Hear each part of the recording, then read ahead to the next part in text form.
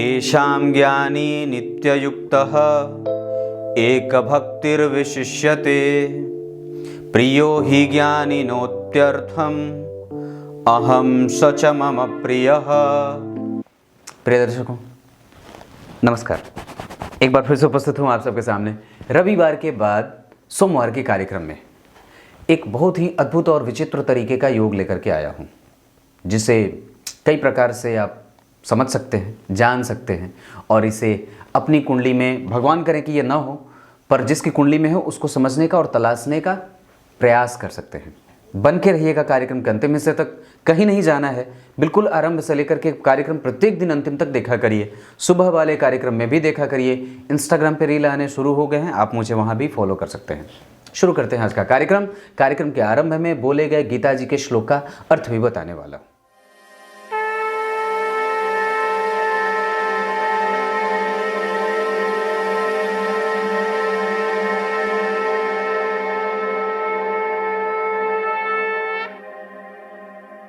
आइए अब आपको सीधे विषय पे लेके आता हूँ। बात यहाँ से शुरू होगी और यहीं पे खत्म। हमारा चरित्रहीन होना कई बार बहुत कमजोर कर जाता है और उसके अंत बड़े बुरे होते हैं। तो चरित्र होना और चरित्र का होना किसी भी व्यक्ति के जीवन में बड़ा जरूरी है, और उसके बिना तो व्यक्ति तो मतलब अब वो तो गिरा ही हुआ है, अगर परमात्मा की शरणागति नहीं है तो। और एक बात और भी है कि कई बार हम ये चीज़ भूल जाते हैं कि हमें किस चीज़ पे आश्रित होकर के और किस चीज़ के भरोसे हमारे जो है वो जीवन का पाया किस चीज़ के ऊपर टिका होना चाहिए। यहाँ मैंने एक युति डाली है चंद्रमा, मंगल और शुक्र की। अब ध्यान से समझिएगा। यहाँ चंद्रमा है, मंगल है पति, चंद्रमा है रखेल और शुक्र है पत्नी। अब इस युति को मैंने सप्तम भाव में बिठाया है। आप इस कुंडली को, इस युति को खाली देखिए कि वो किस भाव में बैठा है, मतलब ये युति या ये तीनों ग्रह कहां बैठे हैं। आप सब कुछ भूल जाइए इस दौरान कि राशि कौन सी बनी है और भाव कौन सा बना है। बस सिर्फ तीन चीजें देखनी है कि ये तीनों जो बैठे हैं इनके अंदर एक पत्नी बैठी है, एक पति बैठा है और एक साथ में वेश्या भी बैठी है या रखेल बैठी है, जो दूसरी पत्नी को भी रख लेता है या दूसरे पति को भी रख लेती है और उसको छुपाने का प्रयास करती है। यहां पे शुक्र जो है वो पत्नी है, मंगल जो है पति है, चंद्रमा इसका मन है जो दोनों के मन को भटका करके आकर्षित करने का काम करता है। और ये इतना ज्यादा नुकसानदायक हो जाता है कि व्यक्ति कभी भी अपने प्रमोशन के लिए, अपने किसी भी काम को साधने के लिए अपनी पत्नी तक को अपने से वरिष्ठ अधिकारी के पास भेज देता है धंधे के लिए। कई बार ग्रंथ तो यही बात कहते। उसके बाद यहां पे मन जो है वो भटक रहा होता है, क्योंकि एक तरफ शुक्र ऐश्वर्य है, मंगल जो है वो उसमें तीक्ष्णता, उद्वेग, वो काम की वासना को बल देने वाला, और चंद्रमा मन का कारक, वो भटकने वाला ग्रह होता है, संवेदनशीलता का वो परिचायक होता है। बड़ी मोटी बात है और बहुत छोटी बात में समझा रहा हूं, बहुत छोटे से हिस्से में आप खुद समझ सकते हैं कि इन तीनों ग्रहों का एक साथ बैठना किसी भी भाव के लिए, हम कई बार चंद्रमा और मंगल को एक साथ देखेंगे तो कहेंगे ये लक्ष्मी योग है, पर शुक्र तो वहां बैठे हैं। मंगल और शुक्र बहुत अच्छे मित्र नहीं होते। चंद्रमा और मंगल चलो ठीक है, बहुत अच्छी बात है, चंद्रमा किसी को अपना शत्रु नहीं मानते, पर मंगल और शुक्र एक दूसरे को बहुत अच्छे न तो मित्र मानते हैं न बहुत अच्छे शत्रु मानते हैं। चंद्रमा और शुक्र अगर एक साथ बैठे हो, बीच से मंगल को गायब कर दें तो निस्संदेह ये बहुत अच्छा दाम्पत्य हो जाता है। दाम्पत्य में कभी भी धन की समस्या नहीं होती है। अगर मंगल हो भी साथ में, अगर मान लीजिए मंगल हो भी, तो इसका एक बड़ा ही अनुभव अनूठा रहेगा कि धन की समस्या कभी भी नहीं रहेगी। लेकिन हां, वो धन के लिए, पद के लिए कुछ भी कर सकता है, चाहे वो पति हो चाहे पत्नी। मतलब ऐसे लोगों से हमें बच के रहना होगा जिनकी कुंडली में ऐसी युति हो। इस हफ्ते मैंने शायद इसी तरीके का कार्यक्रम लाने का प्रयास किया है। रविवार के कार्यक्रम में मैंने आपको बताया कि किस तरीके से जिस भी व्यक्ति की कुंडली में गुरु और सूर्य की युति खराब, गुरु और सूर्य की स्थिति खराब हो, तो वो नैतिकीय तत्वों का पालन करने वाला नहीं होता है।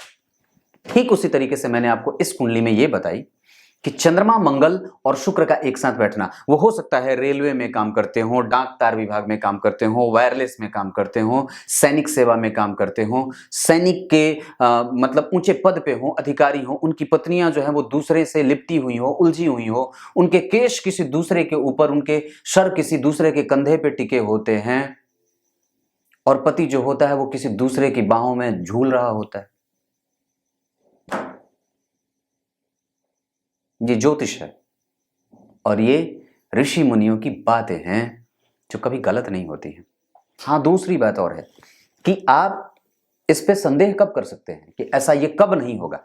अब कोई आवश्यक नहीं है कि अगर ये युति किसी भी व्यक्ति की कुंडली में बनी हुई है तो वो ऐसा ही होगा। अगर उसकी कुंडली में लग्नेश मजबूत है, अगर उसकी कुंडली में गुरु अच्छे हैं, उसकी प्रवृत्ति अच्छी है, क्योंकि लग्नेश ही प्रवृत्ति होते हैं ना, प्रवृत्ति का निर्धारण तो लग्नेश ही करते हैं। और एक बात बड़ी अद्भुत है, ये अगर यहां 3 नंबर लिख देना तो एक बड़ी अद्भुत बात बताता हूं। मिथुन और तुला वालों के लिए, 2 लग्न मिथुन और तुला वालों के लिए थोड़ी अजीब और भद्दी बात है, पर कह देता हूं। मिथुन वाले थोड़े, हमारे यहां आमतौर पे गांव में वो बात कही जाती है, जिसे बोलते हैं ना, वो औरतों के सदृश एक ऐसा पुरुष जो औरतों के बीच में रहने वाला। अब भद्दी बात है, मैं कैसे बोलूं, पर मुझे बोलने में संकोच हो रहा है, उसे ठीक नहीं समझा जाता। मऊगा बोलते हैं उसको, मऊगा। ऐसा हो जाता है, पर वो बताता नहीं है, वो होता है। मिथुन लग्न के लोग प्रायः मऊग किस्म के होते हैं। तुला लग्न के लोग प्रायः ये दिखा देते हैं, वो अंदर से भी होते हैं और बाहर से भी होते हैं। यह भद्दी बात है, पर यह है। मिथुन वाले होते हैं पर दिखाते नहीं। वो पत्नी के लिए पीछे पीछे भागेंगे, काम के लिए पीछे पीछे भागेंगे, और उनकी पत्नी को उनके लिए बदलना बड़ा आसान होता है, क्योंकि वो रोज दिन में काम करेगा और रात को पत्नी को ढूंढेगा। तुला वाले दिन में भी ढूंढेंगे पत्नी को, रात में भी ढूंढेंगे पत्नी को, और पत्नी जो कहेगी वही करेंगे। ये बात मैंने घटित होते देखी है, मैं इसका साक्षात प्रमाण हूं। मैं मिथुन और तुला में से कुछ भी नहीं हूं।